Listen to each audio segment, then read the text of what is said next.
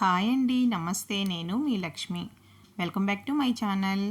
Friends, ఈరోజు మన వీడియోలో స్పెషల్ రెసిపీ వచ్చి మల్టీగ్రెయిన్ దోశ.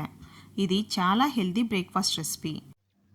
ఈ మల్టీగ్రెయిన్ దోశలో మనం చాలా రకాల పప్పులు వాడడం వల్ల దీంట్లో ప్రోటీన్ కూడా చాలా ఎక్కువగా ఉంటుందన్నమాట. వెయిట్ లాస్ అవ్వాలి అనుకునే వాళ్ళు ఇలాంటి రెసిపీస్ని ట్రై చేస్తే కనుక తప్పకుండా యూజ్ అవుతుంది. ఈరోజు మన మల్టీగ్రెయిన్ దోశ ప్రాసెస్ ఏంటో చూసేద్దామా. ఒక బౌల్ తీసుకున్నాను. ఆ బౌల్లో ఒక హాఫ్ కప్పు మినప్పప్పు, అలాగే ఒక హాఫ్ కప్పు కందిపప్పు, ఒక హాఫ్ కప్పు పెసరపప్పు, ఒక హాఫ్ కప్పు పచ్చెనగపప్పు, అలాగే రేషన్ బియ్యం ఉంటాయి కదండి, రేషన్ బియ్యం తీసుకున్నాను. అది కూడా ఒక హాఫ్ కప్పు. ఈ పప్పులన్నింటినీ కూడా మనం వాటర్ వేసుకొని ఒక 3 టైమ్స్ శుభ్రంగా కడుక్కోవాలి. కడిగేసాం కదా, దీంట్లోకి మనం ఫ్రెష్ వాటర్ని వేసుకొని ఒక 6 గంటల సేపు నానబెట్టుకోవాలి. నేను ఫుల్ నైట్ నానబెట్టేసుకున్నాను. ఇది మీకు టైం లేకపోతే కనుక ఒక 4 గంటలు కూడా నానబెట్టుకోవచ్చు. కాకపోతే కొంచెం బరగ్గా వస్తుంది.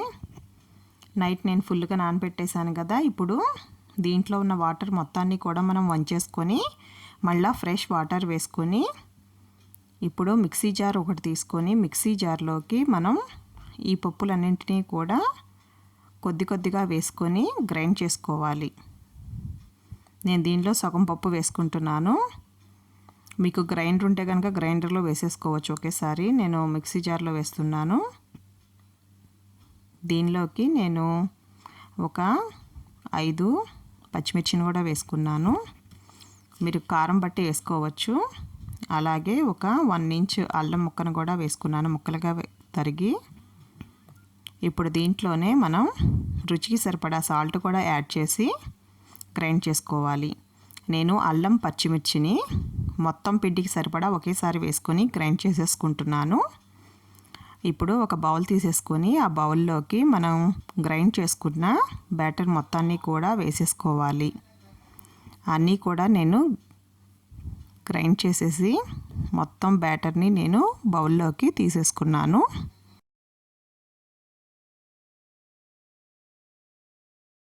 ఇప్పుడు దీనిలోకి జీలకర్ర యాడ్ చేసుకుందాము.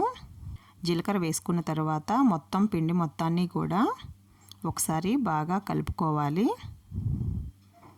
మన జీలకర్ర మొత్తం కలిసేలాగా. మీకు కావాలంటే జీలకర్రని గ్రైండ్ చేసుకునేటప్పుడు కూడా వేసుకోవచ్చు. నాకు దోశలో ఇలా ఉంటే బాగుంటుందని చెప్పి వేశాను. మనకి దోశలు అక్కడక్కడ తగులుతుందని. చూసారు కదా, ఈ విధంగా పిండిని రెడీ చేసేసుకోవాలి.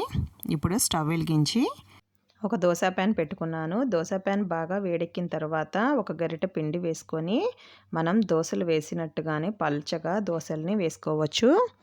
ఈ దోశలు మనకి ఎంత పల్చగా కావాలంటే అంత పల్చగా వస్తాయి. దీని మీద ఆయిల్ వేసుకొని కొంచెం కాలిన తర్వాత పైన ఎక్స్ట్రా మనకి ఏమైనా పిండి ఉంటే కనుక అలా స్ప్రెడ్ చేసేస్తే కనుక మనకి మొత్తం స్ప్రెడ్ అవుతుంది. ఒక సైడ్ కాలిన తర్వాత ఫోల్డ్ చేసుకొని ప్లేట్లోకి సర్వ్ చేసేసుకుందాం. ఇప్పుడు నెక్స్ట్ దోశ కూడా మనకి హై ఫ్లేమ్లో పెట్టుకొని మనం ఈ దోశల్ని వేసుకోవాలి. ఈ దోశని మనం ఇలా స్ప్రెడ్ చేసుకున్న తర్వాత మీరు ఒకవేళ ఆనియన్స్, పచ్చిమిర్చి, అల్లం అట్లా వేయాలి అనుకుంటే కనుక మీరు వాటిని కూడా ఈ మధ్యలో వేసుకోవచ్చు. నేను ఆల్రెడీ అల్లం, పచ్చిమిర్చి అన్నీ పేస్ట్ చేసాను కదండి, అందుకే ఏమి వేయట్లేదు. మీకు కావాలంటే ఉట్టి ఆనియన్స్ కూడా దీనిలో వేసుకోవచ్చు. ఒకవేళ వెయిట్ లాస్కి అట్లా ఎవరైనా ట్రై చేసేవాళ్ళు ఉంటే కనుక క్యారెట్, ఆనియన్స్ని తురుముకొని వేసేసుకొని మధ్యలో ఫోల్డ్ చేసుకొని ఇది లంచ్కి కానీ డిన్నర్కి కానీ తీసుకోవచ్చు. ఆయిల్ వేయకుండా ఈ దోశలను చేసుకుంటే కనుక చాలా మంచిది. ఈ దోశల్లో ఎక్కువగా ప్రోటీన్ ఎక్కువ ఉంటుందండి. పెద్దవాళ్ళకైనా చిన్నపిల్లలకైనా ఈ దోశలు చాలా హెల్దీ. ఈ మల్టీగ్రెయిన్ దోశని తప్పకుండా ట్రై చేయండి. ఇది కొబ్బరి చట్నీతో సర్వ్ చేస్తే కనుక చాలా బాగుంటుంది. మీరు కూడా తప్పకుండా ట్రై చేసి మీకు ఎలా కుదిరిందో కామెంట్ చేయడం మాత్రం మర్చిపోకండి. ఈ వీడియో మీకు నచ్చినట్లయితే కనుక తప్పకుండా ఒక లైక్ చేయండి. అలాగే మీ ఫ్రెండ్స్కి, రిలేటివ్స్కి షేర్ చేయండి. మరిన్ని టేస్టీ రెసిపీస్ కోసం మన ఛానల్ని సబ్స్క్రైబ్ చేసుకోవడం మాత్రం మర్చిపోకండి. Thank you friends.